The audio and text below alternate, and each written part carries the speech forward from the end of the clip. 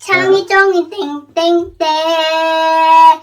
바나나를 떨린다 조지쿠치쿠 짜고 오마짜리라고 창이종이 땡땡땡 They sing through the snow in a one-horse open sleigh. All the way we go, racing all the way. It's a smoking, making spirits fly. A party is to ride and sing a tale song tonight. Jingle bells, jingle all the way. Oh, the party is to ride in a one-horse open sleigh. Oh, jingle bell, jingle all the way. Oh, what fun it is to ride in a one-horse open sleigh. 해마다 이맘때가 되면은 백화점이나 거리 곳곳에서 들을 수 있었던 징글벨을 한번 불러봤습니다. 눈 구경하기가 예전 같지 않은 때인지라 눈 없이 징글벨을 부르다 보니 실감이 좀 덜 나네요. 어쨌든 이런 경쾌한 노래들을 우리가 즐겨 부르면 가뜩이나 무거워진 우리들의 마음이 조금이라도 가벼워지지 않을까 하는 생각이 듭니다. 여러분, 올 한 해도 정말 수고들 많이 하셨습니다. 특별한 악재가 없더라도 세상살이라는 것이 그렇게 녹록한 것이 아닌데 코로나19의 팬데믹이라는 상황이 세상을 덮쳐서 어렵게 하는 상황인데도 굴하지 않고 맞서서 살아오신 여러분께 깊은 존경과 또 위로의 말씀을 드립니다. 제 자신한테도 위로와 격려의 말을 하고 싶습니다. 지금 코로나19의 팬데믹 상황이 오랫동안 지속되고 있는데요. 생각해 보자면 우리가 이 코로나 이전 상황으로 돌아가는 정도만이라도 되면 그 자체가 커다란 행복일 것 같지 않습니까?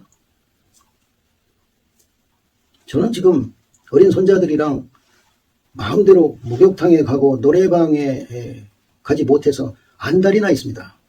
그런 정도만으로도 지금보다 훨씬 행복할 것 같다, 이런 말씀이죠.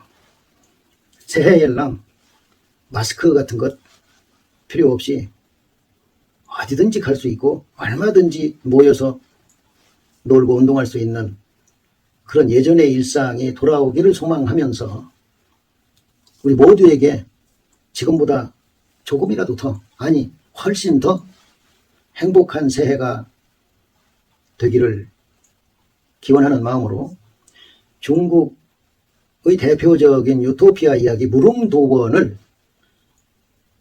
정신건강이라는 측면에서 함께 음미해 봤으면 좋겠습니다. 이 무릉도원이라는 말은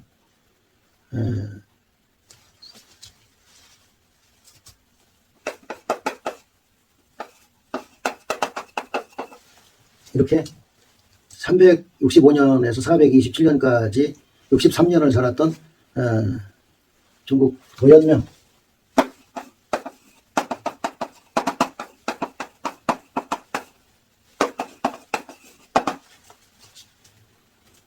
도연명이 지은 도화원기라는 글에서 유래했습니다.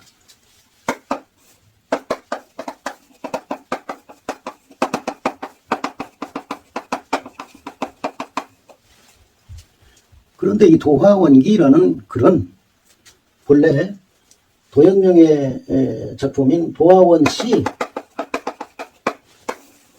도화원시라는 작품의 머릿글이었습니다. 이 도화원기가 도화원기라는 작품이 따로 있는 것이 아니고요. 이 도화원기에 나오는 이 무릉도원이라는 말은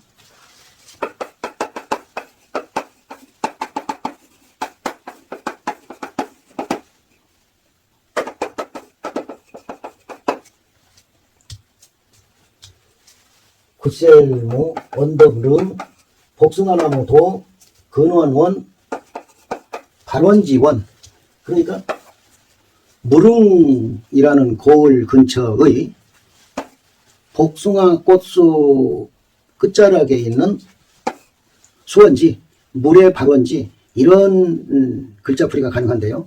이 말은 외부 세계, 그러니까 속세와 담싹은 평화롭고 근심 걱정 없는 세상, 거울, 즉 유토피아, 이상향, 지상낙원, 별천지 이런 말과 같은 뜻을 가지고 있죠. 도원경이라는 말도 여기서 유래했는데 무릉도원과 같은 말이죠.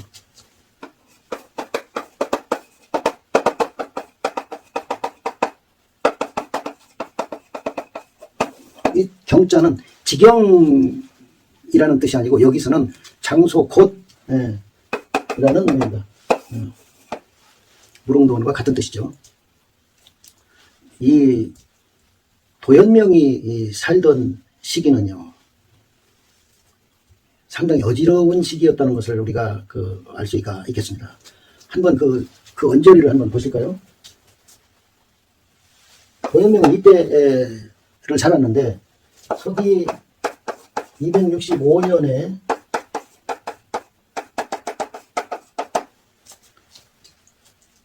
조조일가가 통치하던 위나라가 망하고 서진이라는 나라가 창업되죠. 근데 이 나라가 불과 51년 만이던 316년도에 망합니다. 그리고 317년도에 동진이라는 나라가 세워지죠.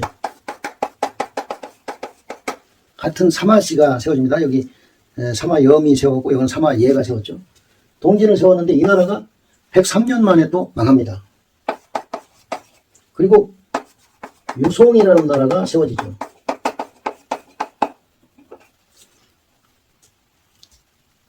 그리고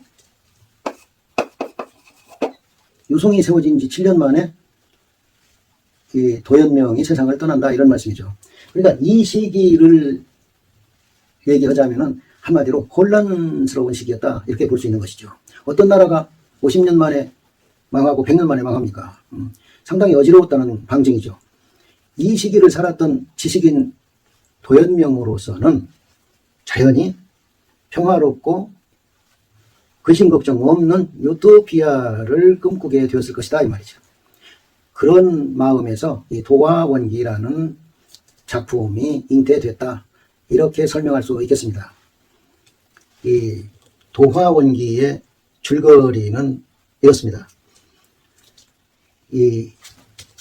그러니까 이 동진 시대가 317년부터 420년 아닙니까? 이 동진 시대에 효무제라는 황제가 있었는데 이 효무제가 다스리던 시기를 태원연간이라고 그래요. 그러니까 376년부터 396년까지 20년간을 태원연간이라고 하는데 이 시기에 이 동진의 무릉이라는 곳에 살던 한 어부가 배를 타고 강에서 고기잡이를 하다가 길을 잃었다. 그런데 갑자기 앞에 산이 나타났다. 그 산자락에 작은 동굴이 있었는데 그 속으로 들어가 봤다. 그랬더니 그 동굴 안의 세계는 아주 비옥하고 넓고 평평한 농지가 있었고 거기에서 사람들이 오가면서 농사를 짓고 있었고 노인과 어린이들은 참 기쁜 표정으로 즐겁게 살고 있었다. 이 어부가 낯선 어부가 나타난 것을 보고 사람들이 깜짝 놀라서 어떻게 여기를 오게 됐느냐고 물었다.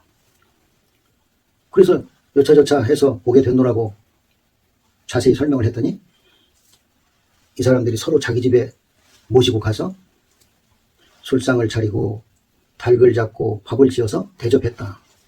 이어서 이 소문이 나자 온 마을 사람들이 몰려와서 이것저것을 꼬치꼬치 물었다. 그러면서 자기들의 선조가 진나라 때의 난리를 피해서 가족들과 고을 사람들을 데리고 이곳 외딴 곳으로 오게 됐다. 여기서 진나라 때의 난리라는 것은 진시황이 죽은 BC 210년부터 유방이 한나라를 세운 BC 202년까지 약 8, 9년간을 말하죠. 이때 진성 5광의 난이 일어나고 항우와 유비가 중국 천하를 놓고 다투는 바람에 중국 전체가 어지러웠던 시기죠. 이 난리를 피해서 이 외딴 곳에 오게 됐다. 그리고는 다시는 밖으로 나가지 않았기 때문에 결국 바깥 세계와 단절되게 됐다. 그러면서 지금이 어느 시대냐고 그 사람들이 물었다.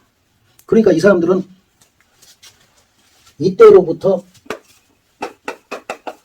서기 220년까지 약 420년간이나 지속된 한나라가 있었던지도 모르고, 이때가 한나라죠.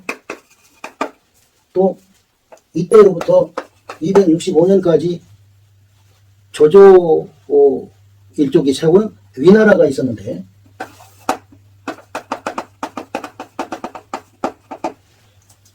위나라가 있었던 사실도 모르고, 그리고 지금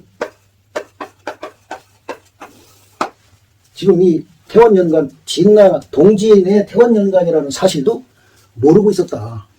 그러니까 이때쯤 이 시기에 진나라의 난리를 피해가지고 이 외진 곳에 와서 살고 있는 사람들이 그때로부터 한 600년이나 지난 그동안의 바깥 세계에 대해서 전혀 모르고 있었다.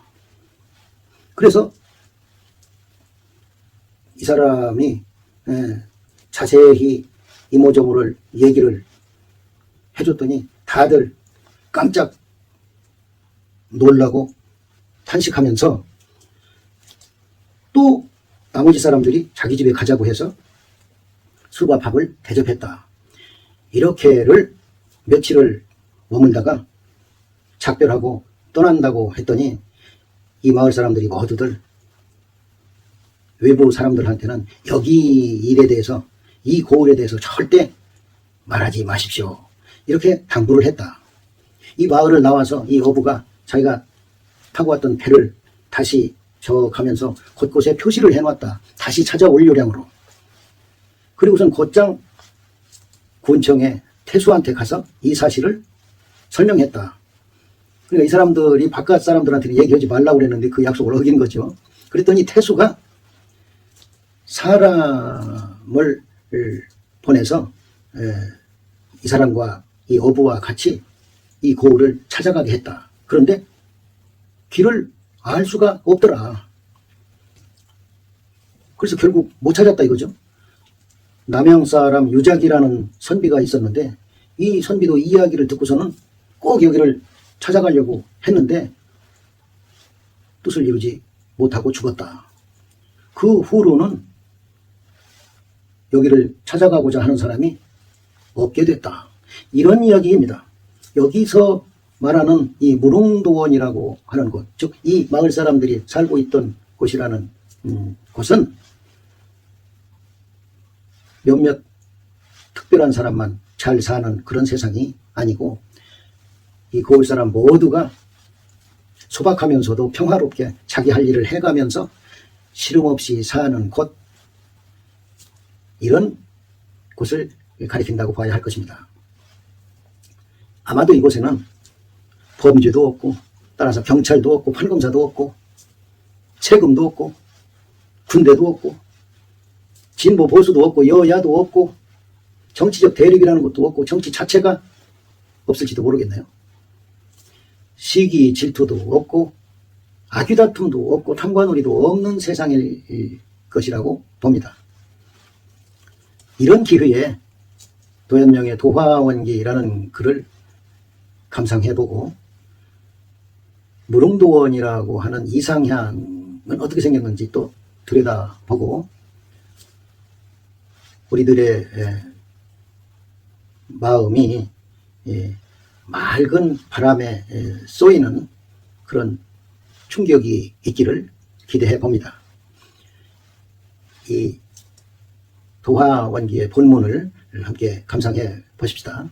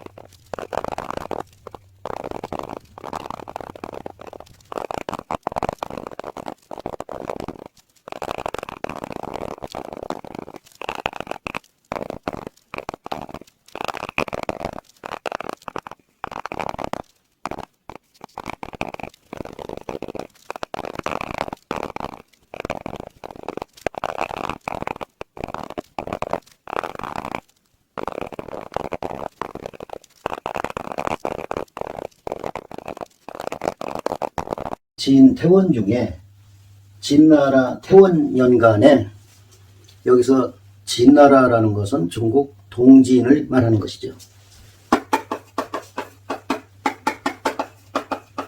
이 동진은 103년 존속했던 나라죠. 여기서 이 태원이라는 것은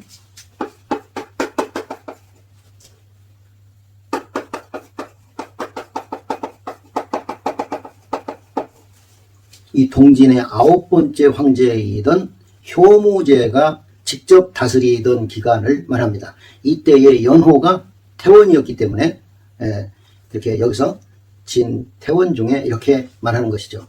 이 기간은 376년부터 396년도까지 20년간을 말합니다. 이 효무제는 11살 때 황위에 올라서 15살이 되던 376년도에야 직접 통치를 하게 됐죠. 그리고 20년을 통치하고 죽었다. 35세. 일찍 죽었네요. 그 효무제가 다스리던 기간 중에 무릉이니 무릉에 살던 사람이, 이 무릉이라는 것은 중국 호남성의 남쪽 지방이죠. 호남성의 상덕이라는 것입니다.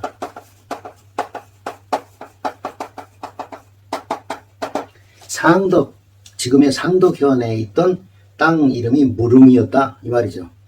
이 무릉에서 상당히 떨어지긴 했지만 그리 그렇게 멀지는 않은 곳에 유명한 장가계가 있습니다. 장가계가.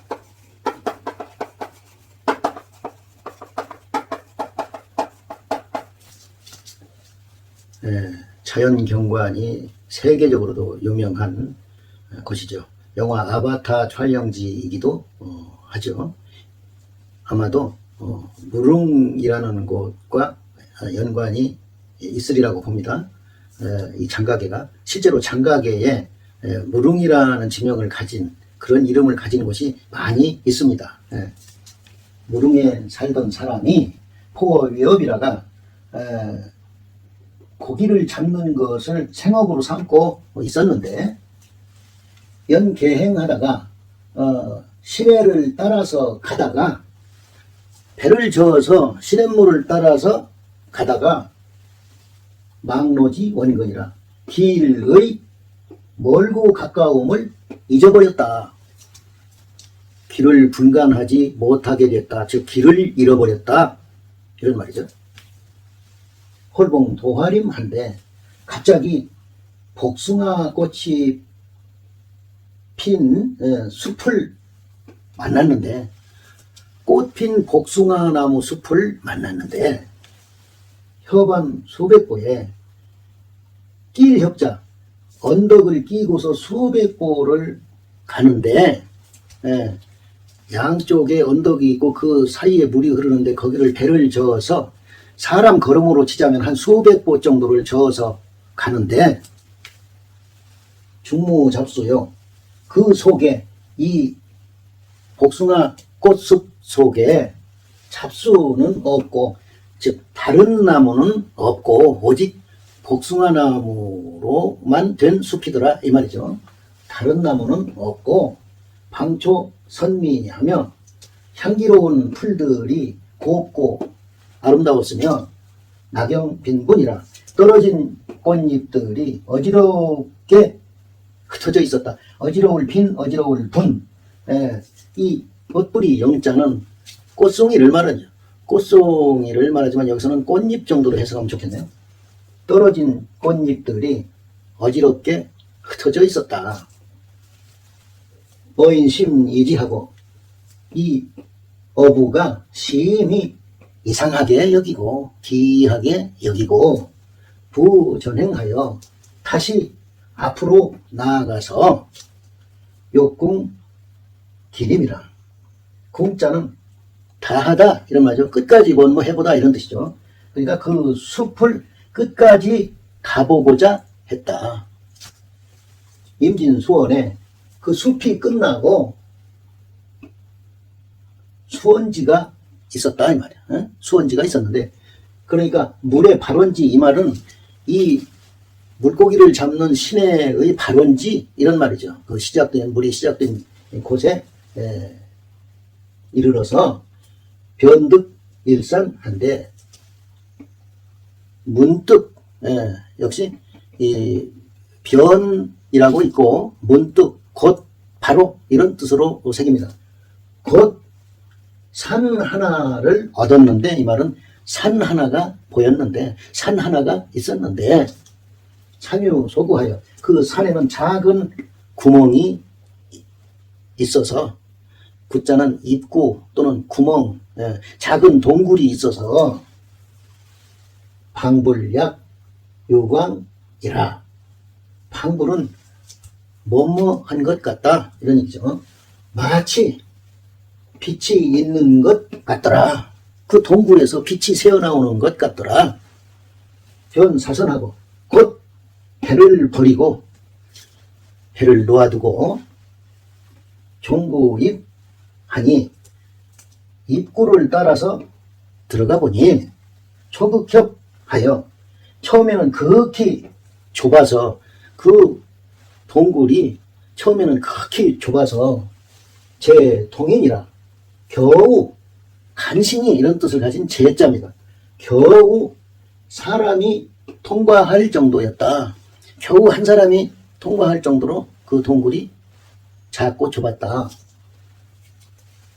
부행 수십보 하니 다시 수십보를 걸어갔더니, 배를 버려두고 이제 걸어간 거죠. 화련 계랑하여, 이 화련 계랑이라는 말은 넓을 활자니까 넓게 열리다 트이다, 넓게 트여서 밝아졌다. 넓게 트여서 밝아졌다. 이 화련 계랑이라는 말은 어떤 의문 같은 것이 확 풀리다, 이런 의미로도 쓰이고요. 도통하다 이런 뜻으로도 쓰입니다.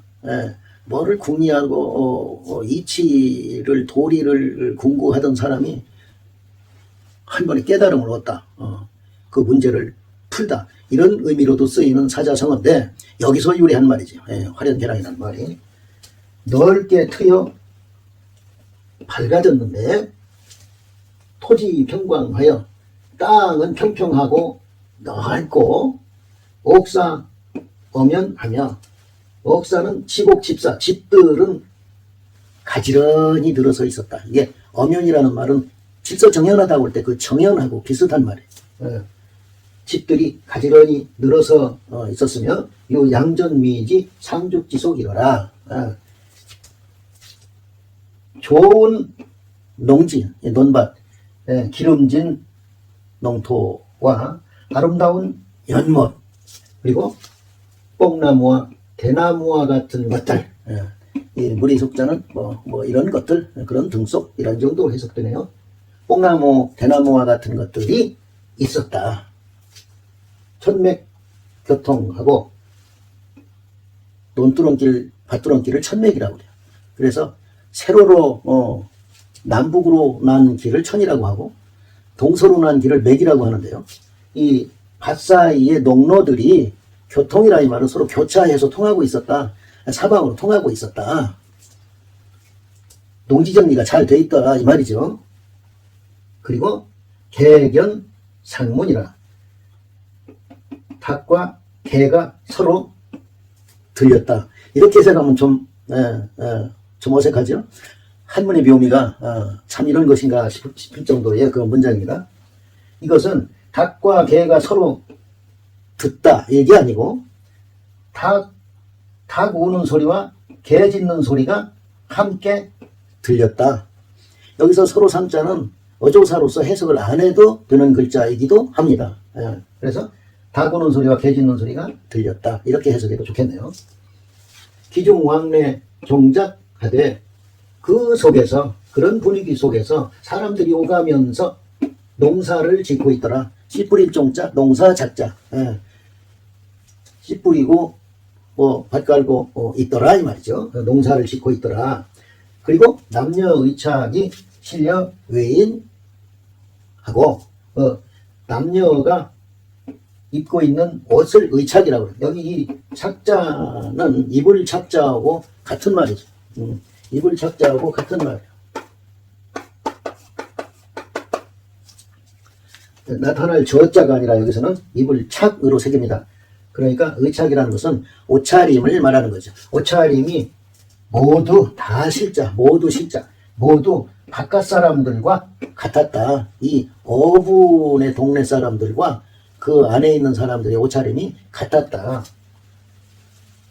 황발수초가 그리고 황발은 누런 머리 이런 뜻인데 노인을 황발이라고 하죠. 그리고 수초는 늘어뜨린 머리라는 뜻인데 늘어뜨린 머리라는 것은 결혼 성년이 되지 않은 어린이들을 말하는 거예요. 엉덩이까지 머리를 늘어뜨리고 있는 어린이들. 그러니까 노인과 어린이들이 병이연자라니라.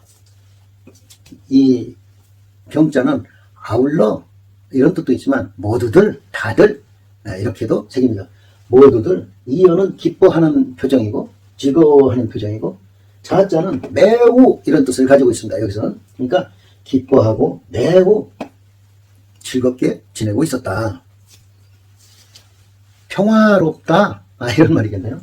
견노인네 대견하고 이 어부를 보고 곧 크게 놀라면서 이 곧 내자는 뭐뭐 하자마자 이렇게 새겨도 좋겠네요. 이 어부를 보자마자 크게 놀라면서 문소 종례하여 따라온 발을 묻다. 따라 들어온 길을 물었다. 어떻게 해서 여기를 들어오게 됐습니까? 하고 묻기에 구답지하니 구체적으로 즉 자세히 대답을 해주었더니 변요 환가하여 곧 집으로 돌아갈 것을 요청해서 즉 요자는 간곡하게 바라는 것을 말하죠. 꼭 우리 집으로 갑시다 이런 말이죠. 곧 집으로 돌아갈 것을 요청하고는 이 말은 자기를 반억지로 끌고라도 갈태서로 자기 집으로 초대해서 그래서 집에 가서 설주살게 작사르라 술상을 마련하고 닭을 죽여서 닭을 잡아서 닭을 잡고 또 밥을 지어서 대접했다. 이 작사로 있습니다. 밥사로 읽어요. 밥을 지다 이런 뜻이죠. 술상을 마련하고 닭을 잡고 밥을 지타로 끝나면 안 되죠. 지어서 대접했다. 우리가 집에 도착하자마자 아내에게 편지를 썼다. 애인에게 편지를 썼다. 이 말은 편지를 써서 붙였다. 이 말까지 아우르는 것 아니겠습니까? 그래서 밥을 지었다. 이 말은 밥을 지어서 대접해 주더라. 이런 말이겠네요. 존중문 요차인하고 존중은 이 마을에 있는 모든 사람들 이런 정도로 해석하면 좋습니다. 이 마을 사람들이 모두 이런 사람이 있다는 것을 듣고 이런 어부가 바깥 세상에서 들어와 있다는 소문을 듣고 함내 문신하여 모두들 와서 묻고 또 묻고 바깥 세상에 대해서 알고 싶은 것이 많으니까 이모저모 꼬치꼬치 묻고는 자운하되 스스로 얘기를 했는데 선세피 진실한하여 선세는 선조를 말합니다.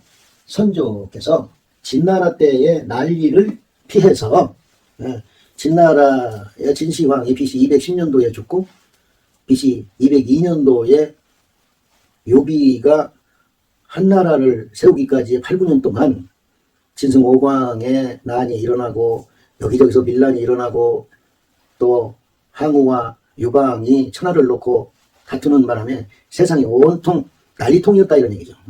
전쟁의 도가니였다 이런 얘기죠.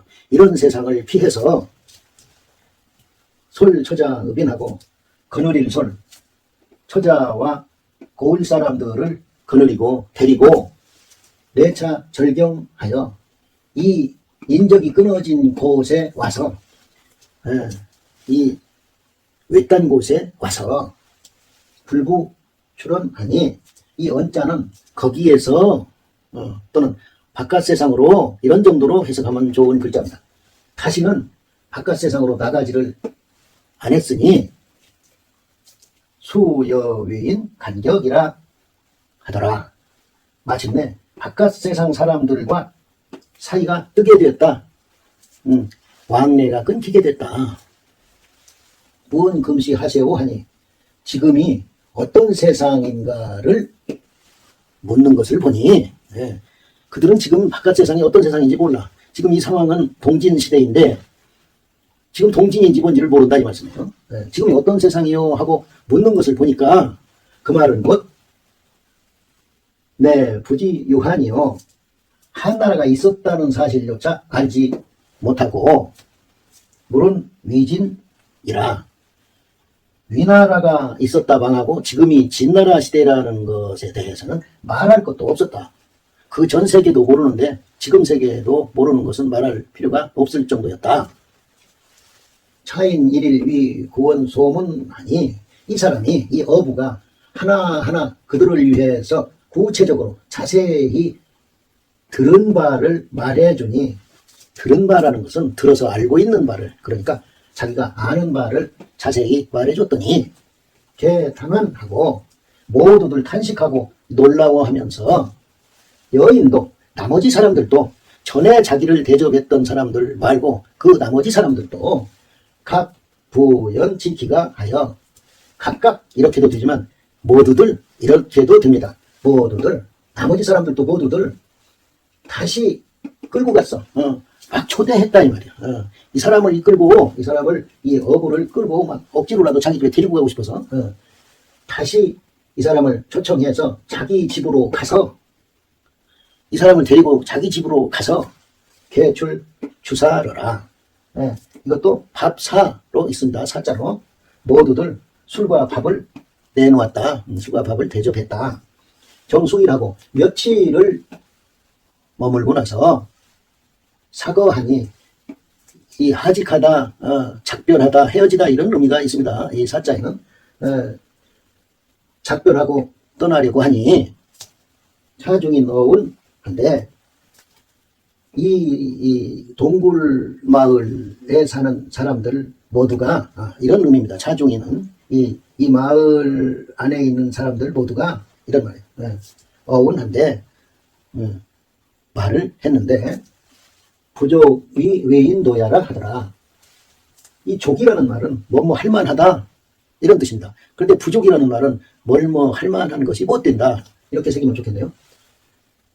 바깥 사람들을 위해서 말할 만한 것이 못 된다. 이 말은 여기 이 마을 이야기를 바깥에 가서 말아주십시오 이 말이죠. 기출하여 이 기자는 이미 기자는 뭐뭐 하고 나서 이런 의미입니다. 그러니까 나오고 나서 즉 나와서 그 마을을 나와서 득기선하고 자기 배를 얻고 이 말은 자기 배를 찾아서 타고 변부 향로하며 곧 저번에 왔던 길을 따라가면서 따를 붙자입니다. 따를 붙자요. 그리고 향자는 저번에 이런 뜻이 있는 글자입니다.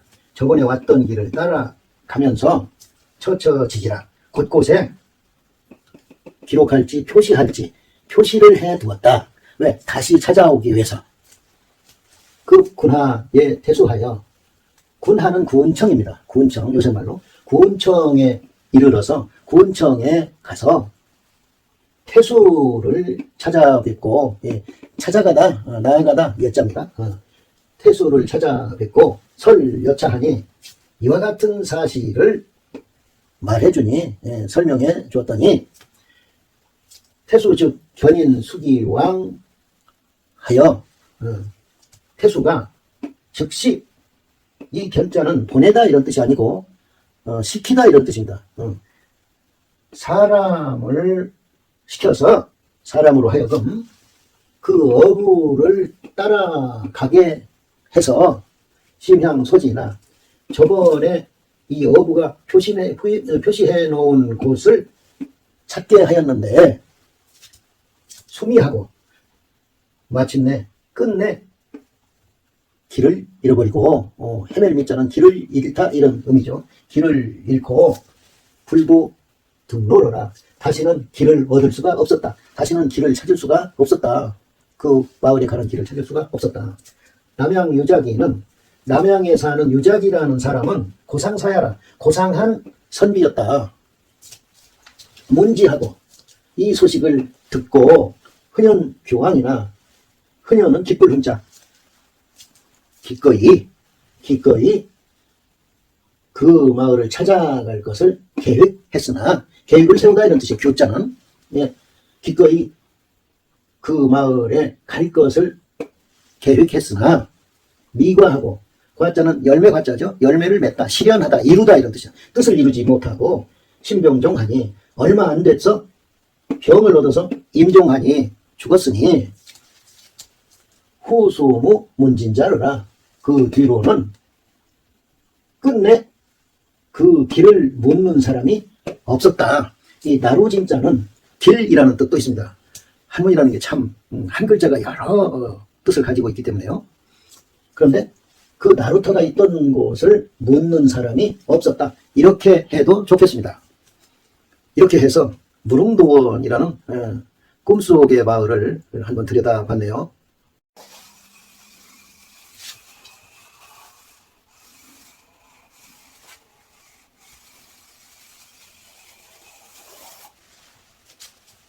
이게 중국 지도라면요. 암탉처럼 생긴 중국 지도라면요.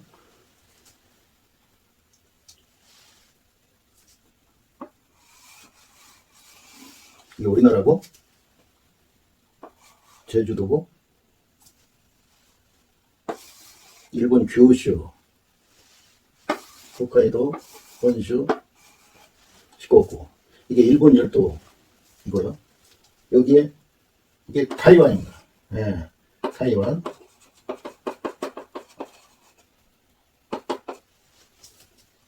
여기가 일본과 타이완 사이에 거의 중간쯤에 오키나와가 있죠. 오키나와가. 이 오키나와하고 위도가 비슷하다. 이렇게 표시를 일단 해놓읍시다. 잠깐 중국 그 지도를 한번 보자면요. 거기서 이쯤이 길림성이죠. 또 이쯤 이게 요동반도 아닙니까? 그래서 요원영성 밑으로 이렇게 있는 것이 하북성. 베이징도 이 안에 있죠. 그리고 이거 산동반도 일대를 산동성. 산동성 밑에가 강소성.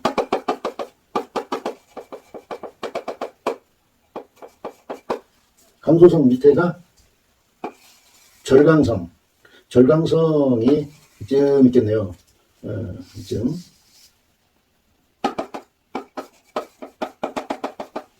절강성 밑에가 복건성,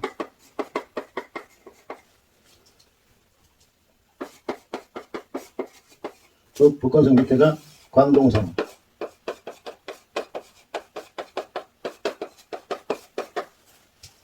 여기는 안 보일지도 모르겠네요. 그리고 절강성 옆에가 강서성이 있어요. 강서성 옆에가 호남성,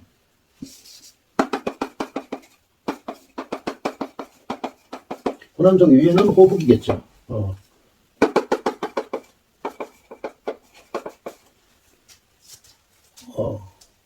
호북 위에, 이 위라고 생각합시다. 위에 하남이 있죠. 하남 위에 하북이 있고, 이 사이가 안휘성이 있겠네요. 안휘성. 중국 약도가 중국의 동부 지역이 대충 이렇습니다.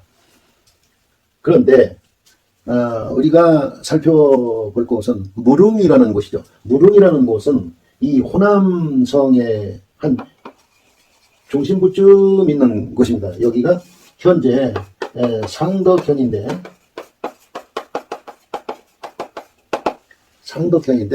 여기가 우리가 공부한 무릉도원의 무릉이라는 곳이라는 거예요.